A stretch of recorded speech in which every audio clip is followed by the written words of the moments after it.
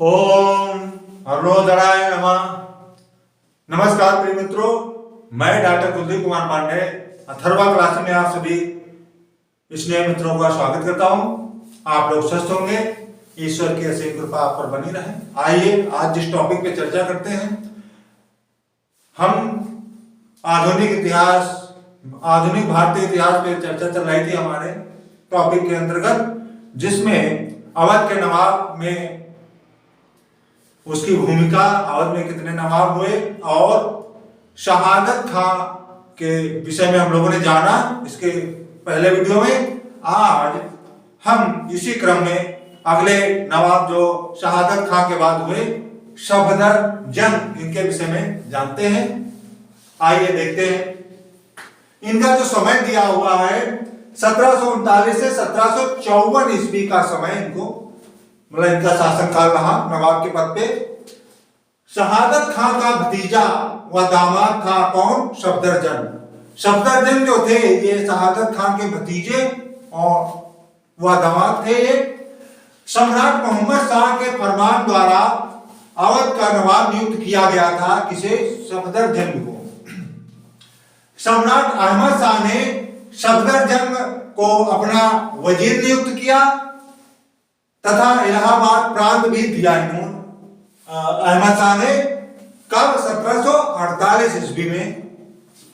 अहमद शाह अब्दाली और मुगलों के मध्य मणिपुर युद्ध में मुगलों का साथ दिया तथा सम्राट अहमद शाह से वजीर का पद प्राप्त किया सफदर जंग ने 1748 ईस्वी में। ऐसा ही पूछ सकते हैं मणिपुर युद्ध हुआ था कब? तो वो 1748 में ही हुआ था और अहमद शाह अब्दाली और मुगलों के मध्य हुआ था। न्याय व्यवस्था कैसी थी सफदर जंग की? आइए देखते हैं। सफदर जंग ने न्याय व्यवस्था उचित की थी। उसने नौकरियां देने में हिंदुओं एवं मुसलमानों के मध्य निष्पक्षता की नीति अपनाई, अर्थात दोनों को उच्च पदों पे आसीन थे इसके समय में, नौकरियों के पद पे। सफदर जंग की सरकार में सबसे बड़ा पद महाराजा पर एक हिंदू था।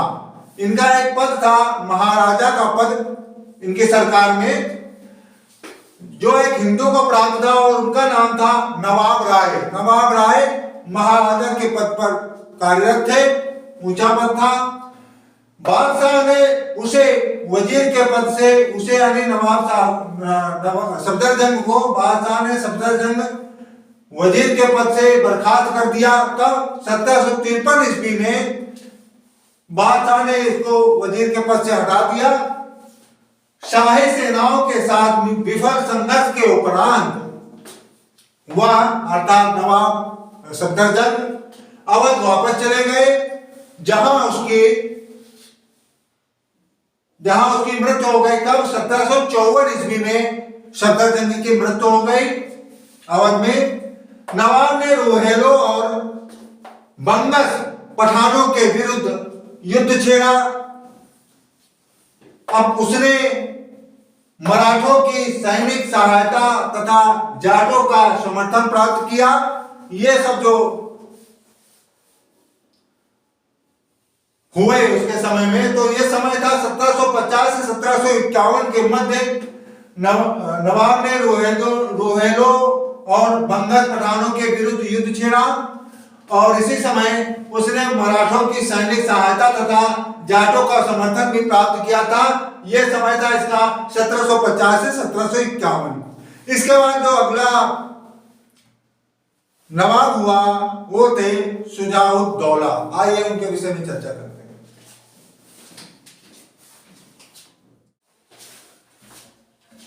सफदर जंग के बाद जो अगला नवाब हुआ शुजाउद्दौला, जिनका समय 1754 से 1775 ईस्वी का था। अवध के नवाब सफदर जंग की मृत्यु के पश्चात उसका उत्तराधिकारी, उसका पुत्र शुजाउद्दौला 1754 से 1775 जिसका शासनकाल था, नवाब के पद पर आसीन हुआ। इसे अन्य नाम से भी जानते हैं। आइए देखते हैं, वजीर उल ममालिक ए हिंदुस्तान, दूसरा नाम शुजाउद्दौला, तीसरा नाम इसका था नवाब मिर्जा जलालुद्दीन हैदर खान बहादुर, अगला नाम था अवध के नवाब वजीर आज के नामों से इसको जानते थे शुजाउद्दौला को। दो मुगल सम्राटों से वजीर का पद प्राप्त किया था। कौन कौन से मुगल सम्राट थे? पहला था आलमगीर द्वितीय से, जिनका समय था 1754-1759 ईस्वी में वजीर का पद प्राप्त किया था। अगला सेकंड पे जो सम्राट था मुगल शाह आलम द्वितीय से भी इन्होंने पद प्राप्त किया था। 1759 से 1806 ईस्वी के का समय था इनका, शाह आलम द्वितीय का। शुजाउद्दौला ने बक्सर का युद्ध 1764 ईस्वी में परास्त होने के पश्चात सरयू नदी के तट पर खूबसूरत महल का निर्माण करवाया, जिसे दिलकुशा के नाम से जानते हैं। दिलकुशा है सरयू नदी के तट पर फैजाबाद में। इनका जो जन्म हुआ था 19 जनवरी 1732 ईस्वी में मुगल सम्राट दारा शिकोह के महल दिल्ली में हुआ था। इनका जन्म दारा शिकोह का महल दिल्ली में था। बनारस की संधि हुई थी शुजाउद्दौला और वारेन हेस्टिंग के मध्य में, जिसमें ईस्ट इंडिया कंपनी ने युद्ध के हर्जाने के रूप में 50 लाख रुपए वसूल किया। 1773 की संधि थी, ये बनारस की संधि के नाम से जानते हैं, जिसमें 30 लाख रुपया बाद में देना था और 20 लाख रुपए तुरंत जमा करना था। बक्सर के युद्ध की विजय के पश्चात 1765 ईस्वी में क्लाइव ने अवध के नवाब शुजाउद्दौला से कड़ा व इलाहाबाद के जिले लेकर शाह आलम को दे दिए थे। लेकिन जब बनारस की संधि हुई तो इस संधि के द्वारा इलाहाबाद व कड़ा के जिले नवाब को 50 लाख रुपए में बेच दिए गए। ये इस संधि में हुआ था।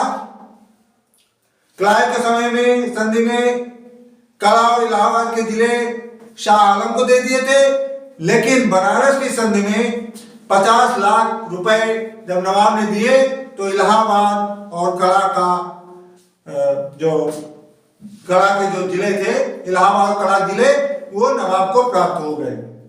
और ये इस समय जो गवर्नर था वो था वारेन हेस्टिंग, अंग्रेजी कंपनी का। शुजाउद्दौला की मृत्यु जो हुई थी 26 जनवरी 1775 ईस्वी में, इनका मकबरा फैजाबाद में स्थित है और गुलाब बाड़ी के नाम से मशहूर है ये मकबरा। इस मकबरा का नाम है गुलाब बाड़ी। कल नेक्स्ट टॉपिक पे फिर से चर्चा होगी। आज यहीं तक चर्चा, कल हम अगले नवाब के बारे में चर्चा करेंगे। नमस्कार दोस्तों, धन्यवाद।